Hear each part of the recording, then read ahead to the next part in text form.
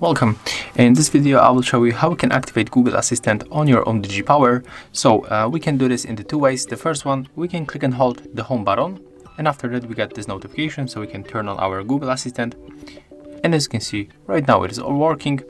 If you want to get other features of this assistant, you have to turn on to the Bluetooth, and I'm going to do it right now. Okay, right now I'm connected, so let's try one more time.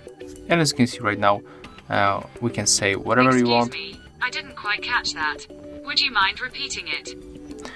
Yeah, and as you can see, it is working, but I will show you also a second way how you can turn on this assistant if the first is not working for you. So we have to go for the Google folder and find Google application. Next we have to click on the more, then tap on the settings, click on the Google Assistant. Then we have to sync in with our Google account. Of course, I'm going to choose this one that I'm actually logged into my Play Store.